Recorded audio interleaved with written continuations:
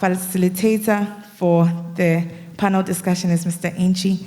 So I would hand over and exit the stage while we begin this panel discussion. A round of applause, ladies and gentlemen.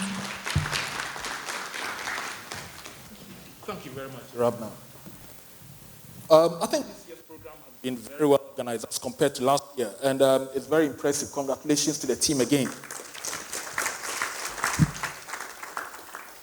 The subject that we are dealing with today is very important, it's very apt for the moment. And if I have to just add on a bit of information to what Henry Bayer said, the key bit that I picked has to do with the fact that change is inevitable, is the only constant that we can have. And that definitely reminds me of a quote by Barack Obama, which I quote, change will not come if we are waiting for some other person or we are waiting for some other time. We are the change that we are expecting, and we need to act on that. And I think that is very critical. Sorry. And before I hand over a microphone to him, I just wanted to add that Mr. Baye is joining us virtually. So if there are any questions to address him as well, you could easily do that. So, I think my mic is messing up. Okay. All right. Thank you very much. So we will go into the panel discussions, but before we do, we will hear some opening remarks from each of the panel members. And before we hear from them, I also want to quickly remind you that this is not just going to be a discussion between us on the stage, but you are also part of the conversation. And indeed, the other colleagues who are online will also have to be part of it because they can contribute and ask questions and make contributions and all that. So welcome, Awu, and welcome, Dan. Thank you. It will be good to hear your opening remarks before we go into the questions. So, Awu, over to you. I see you're old-fashioned and do ladies first. Okay. When I think about the subject change and the next decade and culture and all of that, I'm reminded of the change curve. I mean, as HR practitioners, I think we're all familiar with the change curve. You know, where you start, then you go into a dip, and then you come out. The way I think about it now, that change curve has now become a series of concentric change curves because nobody ever has a chance to come out the other end. You're always somehow in the dip in one area of life or another, or one area of work or another. So when, as HR practitioners, I think about how we need to prepare people for the change, I thought that Mr. Baye's talk was on the spot. First of all, he brought up the fact that we need to think globally. There's a tendency when you work for a company to only be thinking about the company itself, but you actually have to think globally. And not just think globally, but able to do that critical thinking about what is the implication of China? What is the implication of robots? Even though today what you're dealing with is somebody's benefits. You have to be able to think about it holistically. So there are three things that I think, or three bodies of people that I think it's important to think about. I think, first of all, it's the people generally, because they will always be in a different place than the other two categories that I'm going to talk about or going to mention. And then there's the leaders or the leadership of the organization. They have to be in the front of the change. And frankly, sometimes they are the purveyors of the change because they see the trends, they see what's happening globally, and they have to make very quick decisions about how to handle whatever is coming up. So if you think again about the change curve, they are always ahead of the employee population when it comes to, or they should, let me say they should be ahead. Sometimes they're not, when it comes to the change that is about to happen. And then I think about us as HR practitioners. I think last year with COVID, something happened, at least in our company, when it comes to HR. We were dragged into the forefront. Now, I think we were in the forefront before, but all of a sudden, our decisions had to be quick, they had to be made with the leaders, and they had to be really implemented quickly. So we were pulled into the forefront, much more so than we have been in the past.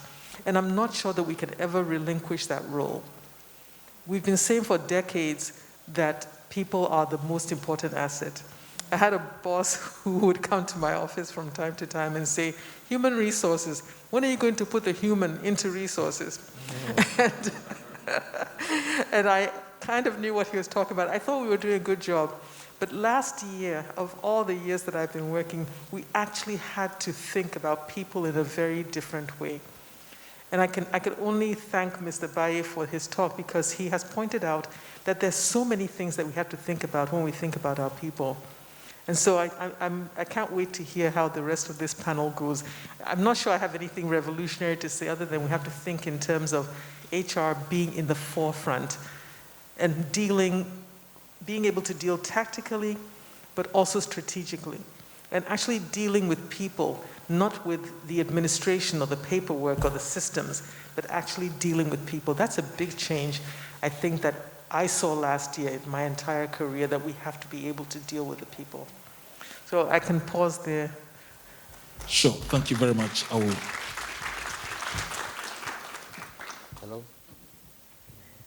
Hello?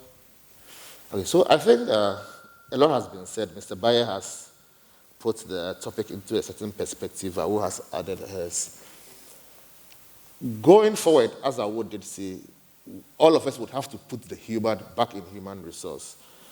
So the practitioners who will thrive or who will survive in the next decade are those who would emphasize on engaging cultures. Culture has become more important than ever going forward. It was a big topic before COVID, but COVID has shown that without a solid work culture, most companies will have problems. So going forward, what we need to do, adaptable. When change comes, you need to evolve into change. There's very little else you can do. You can't prepare. How prepared can you be? You just need to make sure that as it comes, as the world of work changes day by day, you are ready to evolve. Other than that, like most companies I know, we won't survive in the next 5 years. That would be my open comments, and then we'll pick it up as we go forward here. Thank you very much, Dan, and thank you very much, Awo. So now, as we move into the conversations, I would think that we need to start, first of all, with a question to Henry Boi. So, COVID, and I think this question will go to Dan as well, as he is the CEO of Hollard. So, COVID has been with us since last year. It's been unexpected, and it's been quite disruptive. It's had its huge tolls on businesses and other organizations. As the CEO, what is your expectation of HR? And indeed, it's not going to be the last one. There are more events that are going to happen, and we should be able to anticipate other disruptive issues that will be happening based on all the global shifts that we saw from Henry Boi's message. So as a CEO, what is your expectation of HR in these times when we are definitely going to have disruptions both in work and in jobs? Henry, if you can hear your comment first.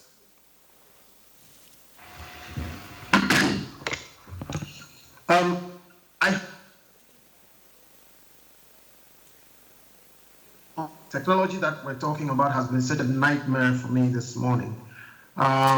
Every sentence, I hear probably one sentence and I miss the next one. But, right, your question is, what other things do we expect globally that could disrupt us going forward? So my question really is that it's impossible to look into. Sorry, Henry. Yeah, okay. My question is the expectation of the CEO of HR in these disruptive times. Did you hear anything I said? Yes, I did. Okay, great. So the point I was making is it's just like COVID happened, where we were all totally taken unawares. It's not possible to look into a crystal ball and say, this is what I know is going to disrupt us. If there is any one thing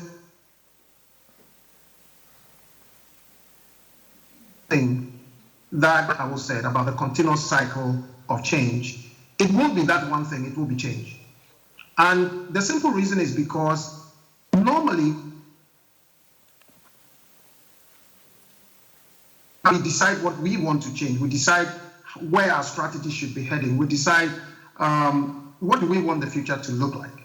But we live in a time where it's whether we like it or not. And I would say that if there's one thing that we probably should be looking out for and be on top of, it is all those curveballs we don't anticipate. World. Which is why it's important to, first of all, constantly stay ahead, learning what is happening, knowing how it impacts us, knowing what new models competition is using. Wiped out, because the way technology drives business models today, a business model can wake up one morning and totally wipe you out, not just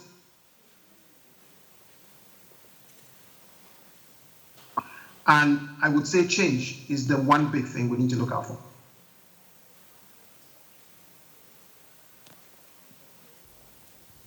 Okay, Henry, thank you very much. I believe you are done. Even though your line was cracking up a bit, we see that the challenge with technology is still there. My question was on the expectations of the CEO for HR in these disruptive and trying times. But having heard you, I think that we have Dan here who would also share his perspective on the same question. So, going forward, the HR will be at the center of change. That's what I would expect from my HR.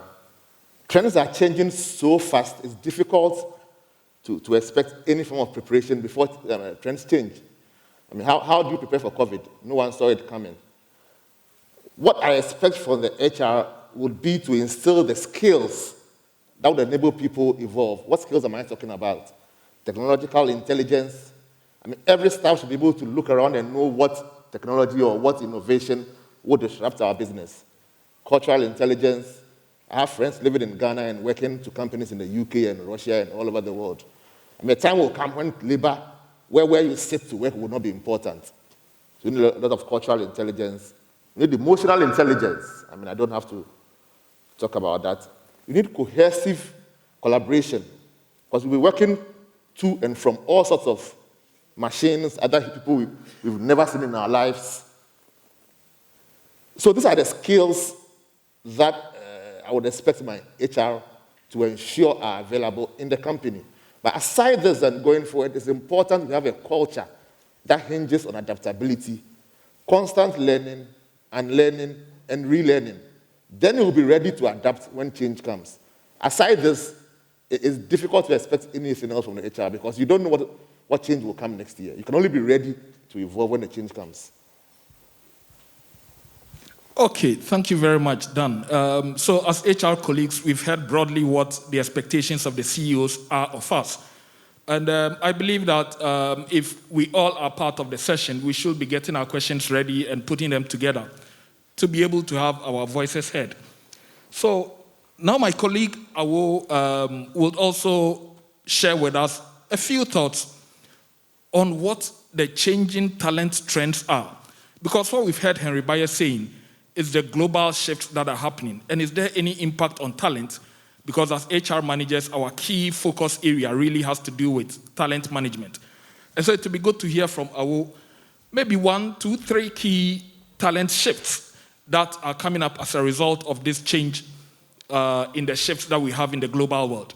Awo. So I can talk mostly about Newmont because there's some significant shifts there. So what's interesting is that the whole world of technology is finally coming to mining. If any of you know, mining is one of those industries that's always a laggard because mining has not changed in 100 years. You dig dirt, you sift it out, and then you get something valuable. So that's mining. And what we've seen recently, at least in our Australian region, is the introduction of autonomous haul trucks. That means that a number of the jobs that we have, for example, are going to be impacted by, not here in Ghana, but in Australia, impacted by, we don't need those kind of skills anymore. So what does that mean for the talent that used to do that job? So that's one thing. The other thing that I'm noticing in our environment, and you might notice it in yours, is the globalization of talent.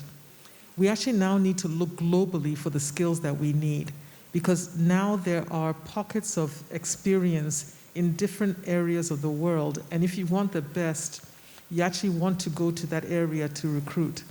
So I'll give an example from another industry. When I worked in insurance in a company in the US, we found that the best actuaries were in in Ireland. It's almost as though Irish mothers, when they were pregnant, they were studying numbers or something because their babies came out as actuaries. So we ended up setting up an actuarial hub in Ireland to support the entire company.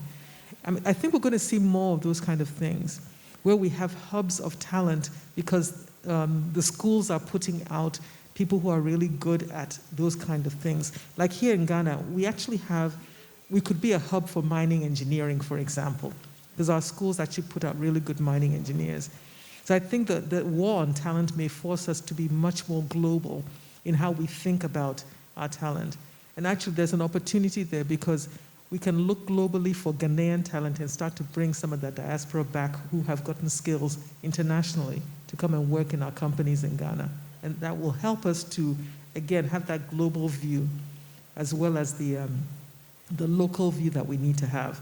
I call that the glocal view, global and local together. So talent, the whole world of talent, I think, is changing to be cognizant of the technology. I think that Daniel said that he's expecting HR to scale up the organization. And he didn't mention specific technical skills. We're all from different industries. He said we need to be a learning culture and we need to be adaptive so we can deal with those changes. And the changes will come in different forms, but if we are adaptive and we are learning, and if we hire people who have the ability to be adaptive and to be learning agile, then we'll satisfy the CEO's requirements. But we need to look at and see, autonomous vehicles in Australia, when is that going to come to Ghana? Or, actuaries in Ireland, how do we get them to support our organizations? So our view of talent has to expand beyond just posting a job, seeing who applies, and hiring those people. It means that how we source our talent is going to have to change to a much more proactive approach to sourcing, where we go out and look for the talent and don't just wait for the talent to apply. We're finding that is much more difficult in our industry, for example. I'm not saying people don't apply. For every job that Newman posts, we get 1,000 resumes. But are they qualified? Not particularly. So we have to actually go out and be proactive. So I said a lot, but I don't know whether I answered your question.